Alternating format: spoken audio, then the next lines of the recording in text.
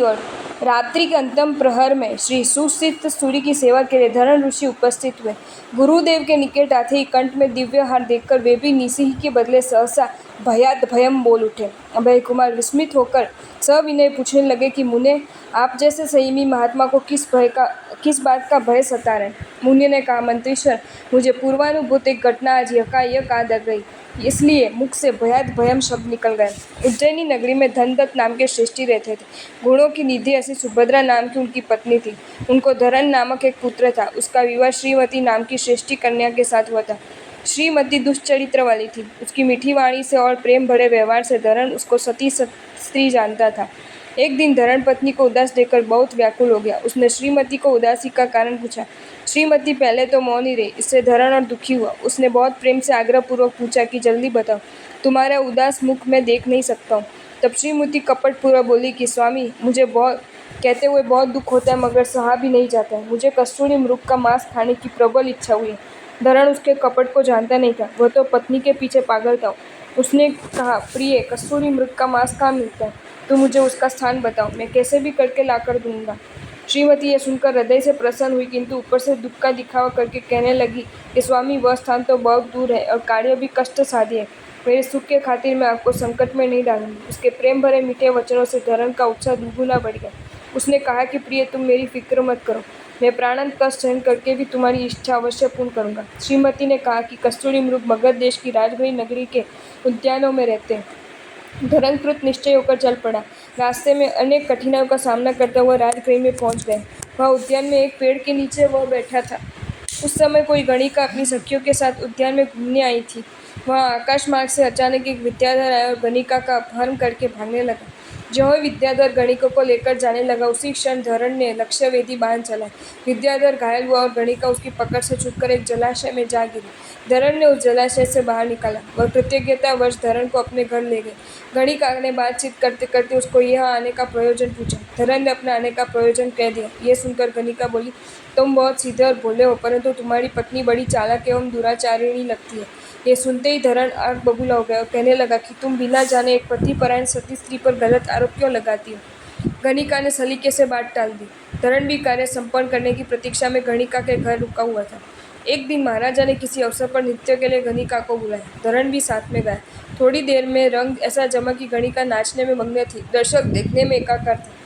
उस समय मौका देखकर धरण अपनी प्राण प्रिय की इच्छा पूर्ति के लिए उद्यान में घूमने लगा। वहाँ उछलते कूदते कस्तूरी मृग को देखते ही उसने लक्ष्यवेधी बाण छोड़ा। तुरंत उद्यान रक्षकों ने उसे पकड़कर बंदी बना दिया।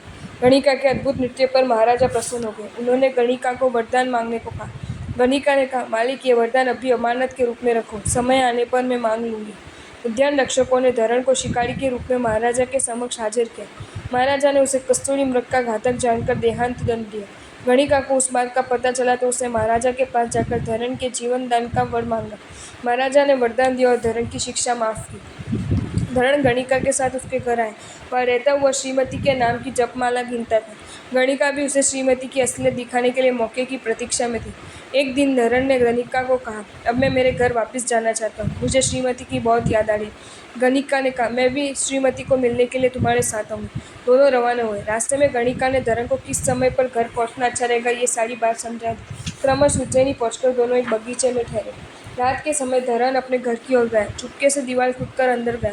श्रीमती अपने प्रेमी के साथ बेड की हालत में सोई हुई थी। ये देखकर धरण के पांव तले जमीन खिसकने लगी। उसको इतना क्रोध आया कि नींद में सोए हुए श्रीमती के यार की उसने हत्या कर दी। फिर चुप्पी से घर में एक और छिप गए। थोड़ी देर के बाद श्रीमती जागृत हुई। अपने प्रेमी की हत्या हुई देखकर घबराहट से वह रोने लगी। कुछ देर बाद वो अपने आप शांत हो गई। कुछ सोचकर घर के आंगन में गड्ढा खोदकर उसने लाश को गाड़ दी और ऊपर एक देहरी बना दी। ये सब नाटक देखकर धरण का मन खिन्न हो गया। वह चुपके से वहाँ से निकलकर बगीचे में आया। वहाँ आकर गणिका को सब बात बताई। यह सुनकर गणिका ने आगे की योजना समझा दी। सूर्योदय के बाद एक प्रहर दिन बीतने पर धरण वापस अपने घर आए। उसे आए हुए देखकर श्रीमती फूट फूट कर रोने लगी। प्रेम का नाटक करते हुए कहने लगी कि प्राणेश्वर, आपकी प्रतीक्षा करते करते मैंने इतने दिन महाकष्टदायक बिताए। आए आप कितने निष्ठुर हो गए और मैं रात दिन आपके वियोग में तड़पती रही। धरण ने भी ऐसा ही जवाब दिया कि मैं भी तेरे वियोग में बहुत दुखी हो रहा था। हर पल तेरी याद सता रही थी, मगर क्या करूं, तेरी अभिष्ट चीज़ को खोज में इतना समय निकल गया, फिर भी हाथ में कुछ नहीं आया। श्रीमती बड़ी चालाक थी। धरण के सामने वो प्रेम का दिखावा करती रही। धरण भी उसके ढोंग को जान चुका था। वह प्रतिदिन जो भोजन बनाती उसमें सबसे पहले वह अपने यार की देहरी पर प्रसाद चढ़ाती, बाद में धरण को खाने देती थी। इस बात से तंग आकर उसने एक दिन श्रीमती को फटकारते हुए कहा कि दुष्टा, ये देहरी किसकी है?